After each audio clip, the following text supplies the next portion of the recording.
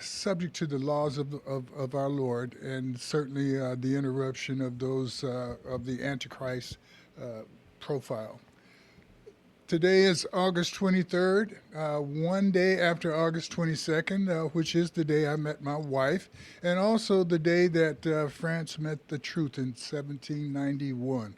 Truth being that people are not born to be slaves. The Haitian Revolution took place on, well, it began on August 22nd, 1791. The Haitian people rose up in the middle of the night, some half million, tied together mentally as if on a string, to free themselves. Which reminds me that we are in a situation where we need to acknowledge our threat to our freedom. Vote early. It's very necessary to vote early. It's necessary to go and support your voter registrar in your county. That registrar of voters is under threat. The United States Postal Department has delivered a statement that indicates that they are willing to tell the courts to go to hell. They're going to do whatever their anti-Christ Trump tells them. We're not going to stand for that, nor will we sit for it. But at the same time, part of that battle says we must vote early, acknowledge the problem, and deal with it in terms of a solution.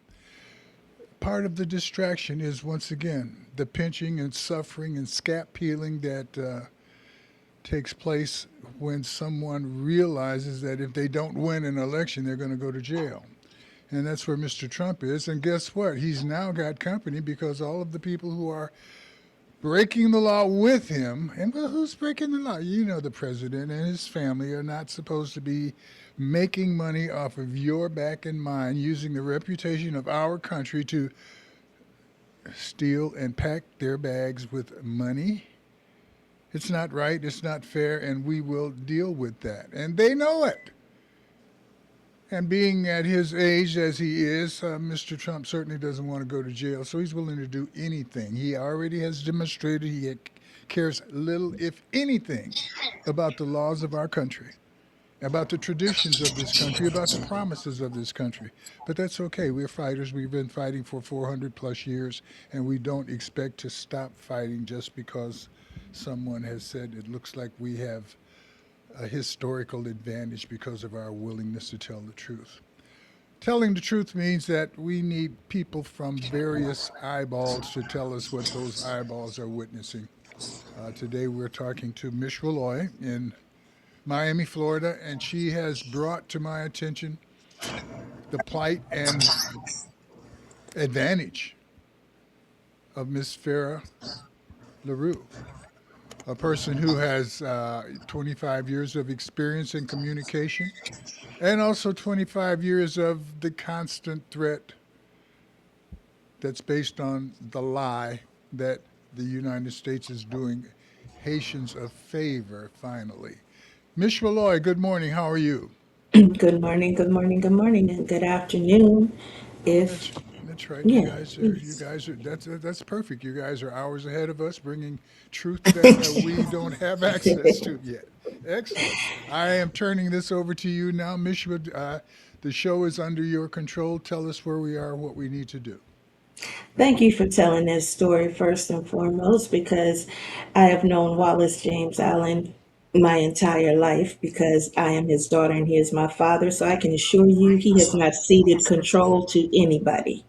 Um, Trump will cede control of this country before my father cedes control of his radio show, but he has allowed me to come on and help to moderate because we have the privilege. A lot of times, in the rest of the country, as we're seeing the situation and hearing about temporary protective status and what it means and having it be taken away, um, sometimes it's very removed from the rest of the country. Obviously, living here in Miami, being in South Florida, I have a different awareness.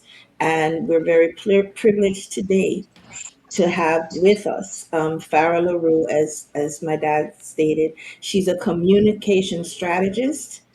with her own communications company that she's had since before she left Haiti. She's been here in the U.S. for 21 years. She under temporary protective status. She's also a community organizer. So this is not just something that affects her directly, the TPS situation, but she's also very aware of how it affects not just the Haitian community, but temporary protection status is not just a Haitian issue. It's not just an immigration issue. It's a human rights issue. And I'm going to turn this over so that she can explain a little bit more about that. And I'm going to kind of just sit back and be a fly on the wall and moderate the conversation between the two of you. Because yesterday, you guys' initial conversation was so good that I almost had to disconnect the line because I said, save some for today, and it's an hour long show. It's the shortest hour on radio. So I'm going to give it to the two of you so that we can get as much into this as we can. And if necessary, maybe we have to come back next week, but let's get started. So Farah, meet Wallace again. Wallace, meet Farah. And I think the first thing we just want to start out by doing is, can you explain to us, Farah, exactly what TPS or temporary protection status is? Thank you very much, Mishra and Wallace, for this opportunity to talk to your audience and to raise awareness on the injustice that Haitians, immigrants, are victim of, and beyond that, it's more than Haitians are victim of it. It's we're talking about millions of people been living in this country, hoping that they will adjust, they will be able to adjust their status, but instead, they're playing legislators, both Democrats and Republicans, are playing politics with people's life, and this is a big issue, and it is important that the American people understand what's going on in this country today and what is the agenda. So from the bottom of my heart, on behalf of the Haitian people, thank you for this opportunity to address this issue in your show today, and I hope that after, at the end of the conversation, many people will realize that this agenda, the Trump administration agenda, doesn't affect only Haitians or immigrant community on the countries, but also American people. Well, I'd like to remind us that we've started a little late, and so instead of 55 minutes of revealing conversation, we're going to be limited to, I think we've got probably another 25 minutes, 35 minutes maybe. So let's get to it. Explain the temporary protection status. You are a recipient of that status with the recent declaration by President Trump that 350,000 Haitians are going to be deported. What does that really mean to you and the Haitian community and all of us who, there in Florida and other places around the country, are depending upon the good work that Haitians are providing to people in the United States as employees and healthcare As business providers owners, and not as just business employees, owners. business owners as well. Yes. Correct. Yes, let's start about the temporary protected status. What it is a law that was under the Immigration Reform Act of 1990, signed by President Bush. And there's a section about temporary protected status, how a country can be qualified, and when a president can designate the law. Um, and the law said that some people will be in United States and are not able to go back to their country may be allowed to remain in United States and to work here, to be legally establish themselves here based on the temporary protected status, because they are unable to return in their country. And what are the conditions for a country to be designated as under the status? It's When you one. say when you say unable to return to their country, some people may interpret that as some type of personal defect that they have. Unable to return to their country because of the status and situation of life in That that country. country. Am I correct? Correct, correct. Okay, And so yes, if there's a threat to your life simply because you're there, if the life style and food and violence makes life a threatened correct, situation, then that's the correct, reason you would have the temporary protective status. So it's correct. not a choice. It's a circumstance of life and death. Correct. And the law said there's three conditions. One, natural catastrophe. Second, violence, political instability.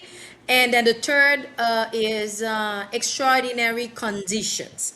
Now, remember, this law's been here for since 1990, and you have a nationals from El Salvador and Nicaragua. They were granted TPS since 1990. There are other countries for different situation, Afghans, Syrian, that have been, and Ukrainian, Venezuelan, that have been under this status, and including Haitians. And Haitian were granted TPS in 2010 by President Barack Obama after the earthquake of the 7 point magnitude earthquake hit Haiti, where there was millions of people displaced. There was a report of about 200 to 300,000 people killed, and this is when Barack Obama got a TPS. And I've been living in the United States since 2005. There's been complication in my immigration status during that time. And I can, if we have time, I can go back to my personal story, how I was able to, my experience to the broken immigration system that left very dramatic, a psychological scar on me, on my life. And so when President Obama granted TPS ready, I was able to apply for it, and I was granted TPS since 2010. And I have to also say that when President Obama granted TPS, it was in the mix of a promise of an immigration reform, because last amnesty that was granted to immigrants in United States was around 1994 under the President Bill Clinton. And so the immigration system is broken, and it is time, it is overdue to have legislators, members of Congress, to pass immigration reform. But instead of doing that, they're playing games. Yes, there have been some efforts to pass the immigration reform, but they always fail, and that's why until today, or till recently or this year, Haitian were under TPS. And I want also to specify to people, it's not that we are complacent or we are comfortable with being TPS, because it costs money to be under TPS, and recipient people who are under the program have to go every 18 months. They have to go through a background check. So for you to be under this program, you have to have a clean record. And many PTPS recipients throughout the years, even with the limitation of the program, they went to school, they better themselves, they get bachelor degrees, master degrees. There's some people even getting their doctorate with the TPS status, and they don't have any benefits, any student loans, any financial assistance. So So the they work and they make their life better. So TPS, just not to cut you. So TPS doesn't automatic. You are not allowed to have Medicaid. You're not allowed to have financial assistance under TPS. Um, You don't you don't have you're limited to have certain privilege, yes, certain okay. benefits, yes, and TPS recipient are not under assistance benefits. No. Social Okay. assistance. That's true. It is a big lie that say that, oh well, they are immigrants. They are under a social assistance. They're taking they're taking money from American peoples. That's a big lie. Let's be very clear that each administration that any of us can remember as far back as Mr. Bush has deported or expatriated or done something to remove people or stop them from coming into the borders at the level of 3 to 4 million people per president. So this is not something new, and the fact that most of these people that are not allowed to come and stay in the country are non-white is significant, but very seldom mentioned. And the point that I want to bring out, if I can get you to do that, is what is the status? What is the circumstance in Haiti that is justifies the temporary protection status, other than it's the earthquake, it's the infrastructure. What is it like as you consider the threat of being sent back to Haiti? Unfortunately, my beloved country Haiti has been experienced ongoing political instability due to corruption, due to a weakening of the institution, public institution, and then because of also interference of a countries like United Nation or United States or Canada or France in domestic affairs of Haiti. Many times Haitians will say that they don't want this president because it's co-op, but the president is a friend, buddy friend with the U.S. ambassador and friends with the Canadian ambassador and a French ambassador. And these people, they control the political arena of Haiti. And then that's not only because Haitian don't know what they want. That's the way they portray Haiti like a failed state. But we have to understand the dynamic behind the scene, how many corrupted politicians in Haiti, they have the power because they are supported by American politicians. They are I supported think we by can. Washington.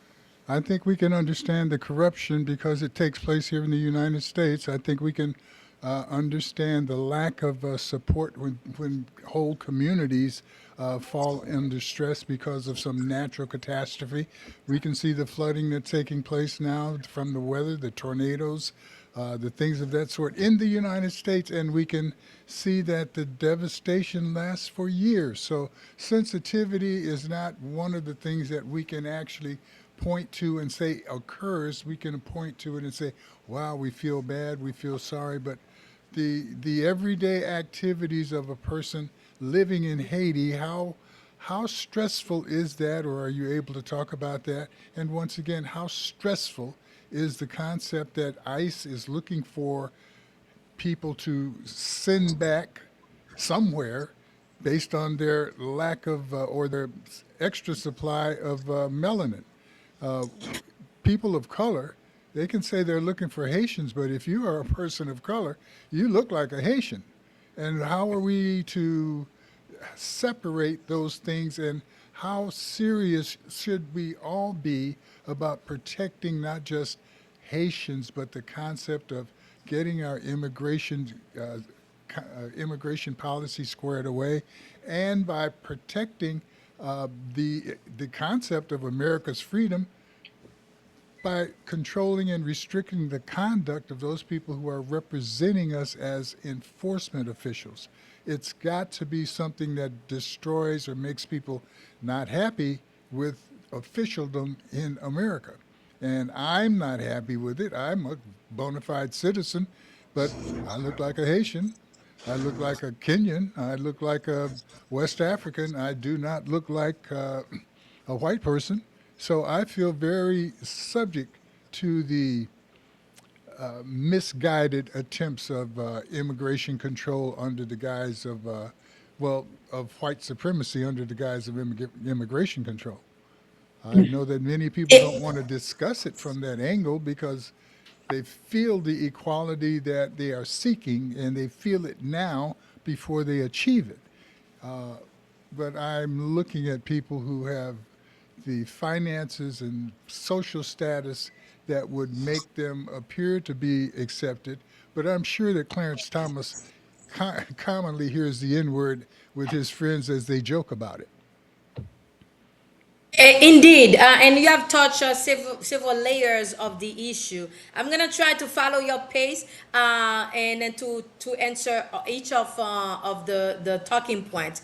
But I want to finish by the situation in Haiti and the ongoing turmoil. You have to remember that in 2022 they assassinated the president of Haiti, Jovenel Moise, and until today we still have not have answered who are responsible for that, because many people who are involved in it, some of them they are Haitians, but some of them are Colombians, and some of them have tied a tie in South Florida, But American citizen, whoever pulled Colombian citizen. whoever pulled the trigger was not the person in charge. Correct, correct. Right. We So still so don't we, have we shouldn't waste a lot of time looking for who pulled the trigger. That correct. So it doesn't that's matter. that's part of the problem also, and since then also you have an increase of the establishment of terrorist group. They call them gangs, but if you look at the definition of terrorists, they are terrorist group who are keeping a country in a stage, and then keeping also the development of Haiti. So things are getting worse and worse. So now we're getting to the point that we can say that in Haiti we have extraordinary a situation that prevent not only Haitian who are living in Haiti to live free, peacefully, happily in their country, to be able to vacate to their occupation because they are keeping hostage. It's like for them, Haitian don't live in Haiti. They are surviving. And it's like every day they wake up and they're asking themselves, is it today gonna be my turn where they're gonna kidnap me? Is it today where they're gonna rape me? Is it today where they're gonna kill me? That's the Right. question every day Haitian has to ask themselves when they go to sleep. They cannot, they are traumatized, and when they hear a noise, they're panicking. So they live in a constant anxiety of being kidnapped, killed, or raped. And then they use rape as a tool of to terrorize the population. They rape young girls. They rape young women. They rape older women. There's no respect. This is not a life for a nation. And then, despite the fact that this administration, the Trump administration, know all that, because they have there's a secret undercover Well, agent. they There's they secret know agent about over it. there. They The know Yeah. that, nation but the nation knows about it because they put out a notice for travelers to not go to Haiti because it's dangerous and correct. life threatening. So how will, in your view, how will Haiti absorb these people returning? And do you think that they will be able to return the number of people that they're threatening to return? No, they won't. They won't be able to do it, and because of the numbers of Haitians warranted TPS, but also because Haiti is not in capacity to absorb all these people. Because first of all, even our the capital, the airport at the capital is closed because the terrorist group is shooting any plane that trying to land on our principal airport. The second airport, a smaller airport that they have in the second big city of Haiti, which is in Cape Haitian, they have also limited capacity. As a matter of fact, for the past couple months, they've been sending a flight of about 100, 150 people, deportees. And I think 2 days ago, there was a flight of 163 people. the city of Capation, the leaders of the city of Capation already calling, say, no, we cannot absorb these people. It is a small city. When people get there, they don't have no place where to go. So many people who have been deported, they stay in the little city, sleeping on the street Do because you they have no place to go. So that's mean the Trump administration in making the situation in Haiti worse than it is, and then by doing so, it is also creating a situation where the deportees gonna be targeted by the terrorist group for recruitment to have new members in their group. They're gonna be targeted for kidnapping because they know these people have money or they have family members who will be willing to pay for a ransom. So that's mean they can embolden the terrorist group, and Wallace? they can become a threat Could I for suggest United States too. could I suggest that it possibly is part of another plot? But before I do that, I'd like to remind everyone we're going to go commercial free today. However, the program is sponsored by the San Bernardino County Department of Health, and I think it's a healthy conversation taking place. So when they say that we're going to send you back to a place that's hellish, and we find that we can't do that. It's not. Does that not set them up to say, Haiti's so bad, detention centers are really probably better than sending them to Haiti because for whatever fake reason they can come up with, or have we heard in any case that they are looking at another site or another place to actually send deportees? I'm looking at where I see where Liberia and Cote d'Ivoire has stepped up and said they would receive a certain number or welcome a certain number of deportees. Have you heard anything that would suggest that Haitians would be part of that group of people that they would send as far away as Africa? I know that there were conversation a couple months ago about that, but many countries have declined to receive Haitian immigrants. Some people feel like some of my compatriots feel like that it's an assault, but I feel like maybe there's things that people don't say neither. It's because despite the white supremacy agenda, the racism agenda, there are countries who understand the value of Haiti as the first black republic. Many countries in Africa respect Haiti because they understand that if it wasn't the sacrifice of the blacks, a former black slave, they wouldn't, black people would have not been free these days around the world. So it might be a type of respect to the Haitian people, saying that, hey, if black people are free around the world today, it's because of Haiti, and then they don't want to accept to be part of this, to be complicit of this injustice and this white supremacy agenda. But I can tell you, it is not only Haitians or victim of this agenda, many other countries and immigrants from other countries.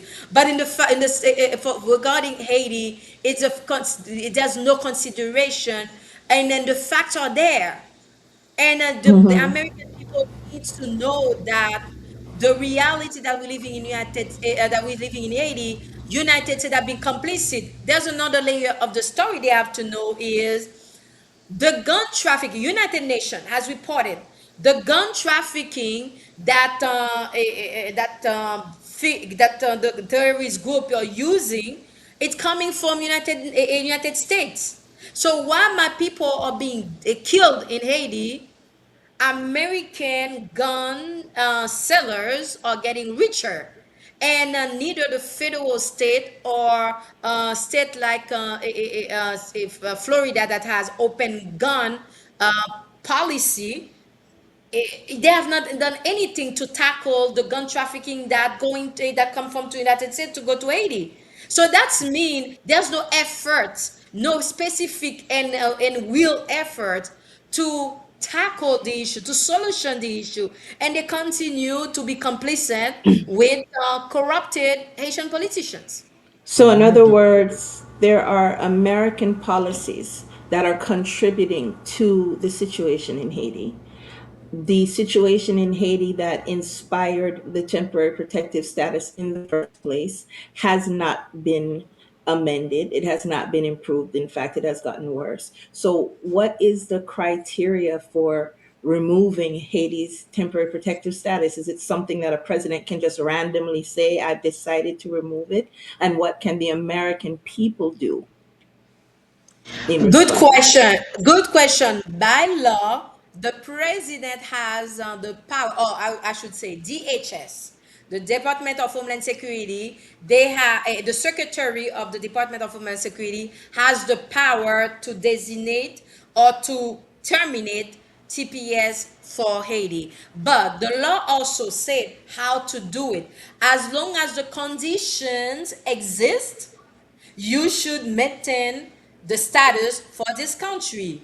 And the facts are there, they just decide to ignore it. Worse is the fact that the Supreme Court, the six conservative judges in the Supreme Court, deny the fact that the government has not followed the law.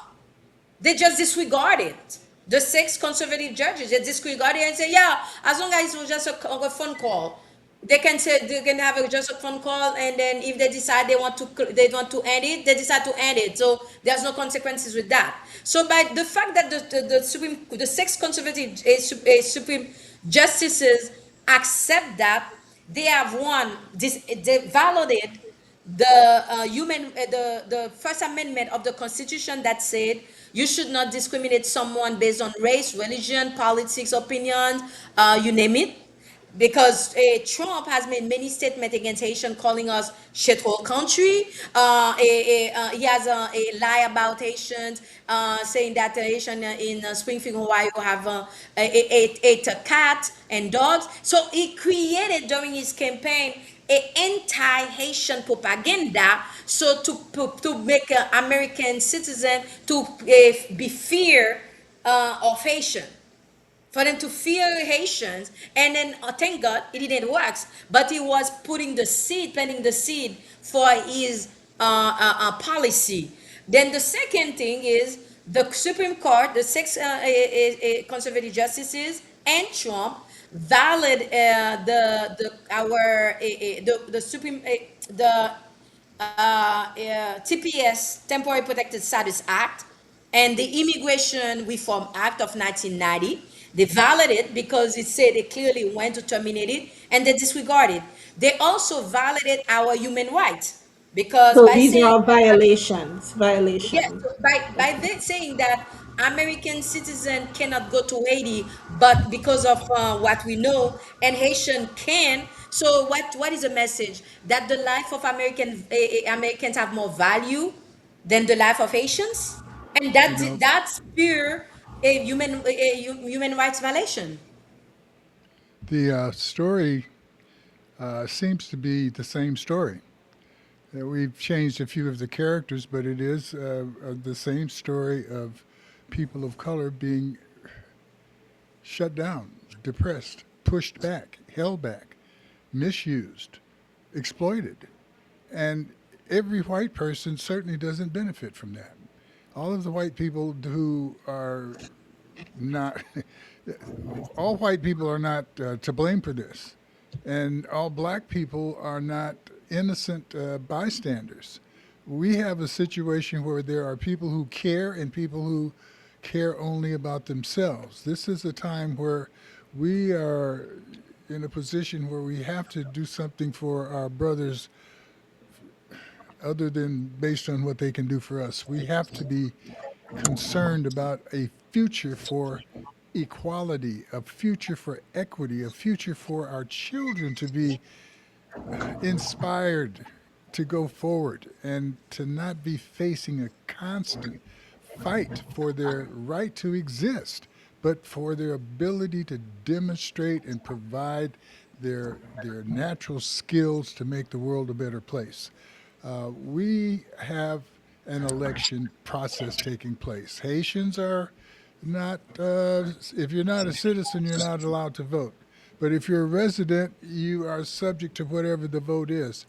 What are Haitians able to do or planning to do to support people voting and voting in a way that is going to be electing people who are sensitive to justice as opposed to sensitive to just us? Well, before you answer, let me also say that there is a large Haitian American or Haiti diaspora population.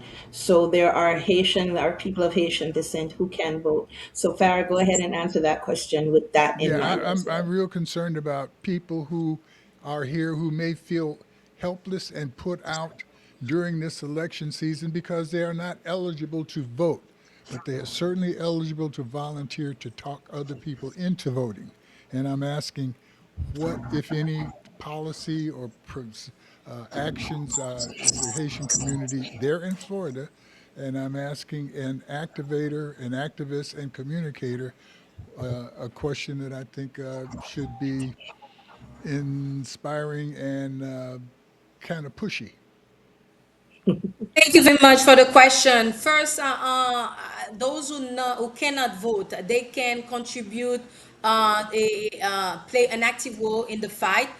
There's a coalition of organizations around the country called the Haiti TPS National Coalition, Haiti TPS Advocacy National Coalition. They're working around the clock with different members of Congress. They are behind the movement that had a lead by Congresswoman Ayanna Presley from Massachusetts, who passed a bill HR 1689 in April that will grant a 3-year TPS to Haiti. That's historical. And there's a similar bill right now in the Senate, S 4814, that we're looking for 63 co-sponsors to pass the bill. And at this, and once we get the 63 sponsors, Senate sponsors, we won't need the president to sign it. Right now, we are at 35 signature. We need people, regardless of your immigration status, because remember that based on the constitution rights, you are a constituent. You can call your senators and put pressure on them, send them an email, letter, call them, tell them to sponsor S4814 that will grant a 3-year TPS to Haiti. And then that's for those who cannot vote. They can also join a non-profit organization, a local non-profit organization, community group, immigrant advocacy group, volunteer, donate, because they need to build up the capacity to protect the most vulnerable ones, those who contribute in the society of United States. The report showed most of people that are being deported by the Trump administration, they have no criminal record. So this is a lie when they say they deported the worst of the worst. Don't Once believe again, in their don't this, believe in their lies. the same old story of trying to dehumanize people that are being exploited. A quick history. In 1776, the United States achieved its so called freedom from England. 1791, Haiti shocked the world by being the first and only enslaved people to erase the shackles, to kick the shackles of slavery and become free. Uh, when that occurred, they were the inspiration around the world. The United States was very kind of split up. George Washington wasn't that happy, but Thomas Jefferson was very happy. And their reasons had to do with commerce as well as with the spirit of freedom. Commerce, the United States had been doing business with Haiti, not as Haiti, but what they called the island at that time. But they were doing business, and Thomas Jefferson wanted to continue doing business. The southern states were very, very frightened by the concept of slave revolts. And they were also very influential in the North because of the monies that their lobbyists could provide. So, back at that point, the concept of freedom, which had been the fire that made America even get started, the concept of freedom, the concept of equality, the concept that every man should have the right to go forward, was alive. But even with that, the concept of exploitation, of economic desire being strong enough to dehumanize other human beings was just as strong. And so the battle that was being fought then is still the battle, the same battle, where we have to stand up for what is right, not necessarily for what will fatten us up.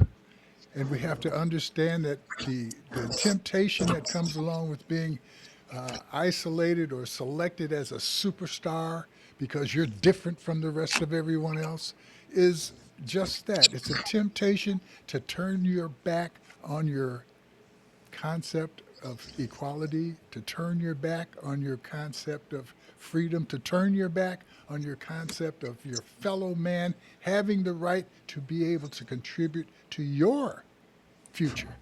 So, America and the world has seen black people set an example of fighting for freedom, and that fight for freedom has benefited everyone on the planet except for black folk who are in the realm of America. And you can say, oh no, look at how far we've advanced. Yes, but that advancement has not complete and will not be complete until everyone is free, until everyone has access to a backyard and an ability to play with their kids and grandkids and know that they're not going to be attacked by their next door neighbor or someone down the street or someone across the border of your state or across the border of your mental state. We have to learn how to live together. And I'm just excited to have this opportunity to speak to you, Ms. Farah. I'm always excited to talk to you, Mishua. I think that we have a right to expect for things to be better. And I think that we have a right to expect for the world to support us in this quest. And we have a right to expect others to acknowledge that their lives are better as a result of the fight fought by black people in America. So, with that, I want to say thank you for what you guys are doing, and I want to give you both an opportunity to have a last statement. Miss Farah, please. Thank you, Mr. Wallace and Miss Jua for this opportunity.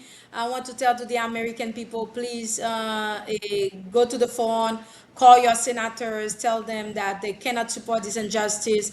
Yes, temporary protected status is temporary, but remember the condition in Haiti still exists. Therefore, we deserve protection based on the basic fundamental of human rights.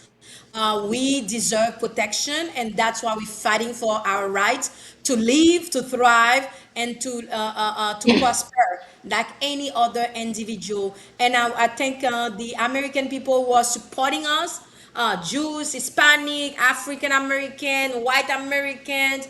I love you. Thank you for supporting my people. And then you can help us to fight this injustice by calling your members of Congress and by pushing for an immigration reform, because we need immigration reform in United States so we can give an opportunity for those who have been in limbo with due to the broken immigration system to integrate and assimilate the American society so we can live happy. America has inspired many Let people me around the cut world. For your progress, we can continue to do so. the quickest hour in radio, Missy. You've got 20 seconds. Okay, so it's our job now to facilitate the call to action that Farah just gave us. So I'm going to quickly tell everyone that West Side Story on Facebook and on Instagram, WSSnews.com, and Empire Talks Back are going to provide the the social media handles for Farah. We will also get the information from her on how to actually go forth and do what she's calling and asking us to be able to do to help. So So we're continue going to to pay attention continue. to Yeah, us because, exactly. yeah, and thank you so much. This is Empire Talks Back. I'm Wallace Allen on the case for truth and justice with To the be right information continued. to help improve the situation. This, we'll see you next week under two circumstances. One, if the good Lord's willing. Two, if the creek don't rise. Thank you for your time. KCAA Loma Farah. Linda. Yes, ma'am. Okay, so The Legacy I'm gonna text KCAA you 1050 and Okay. AM tell you and what we need to get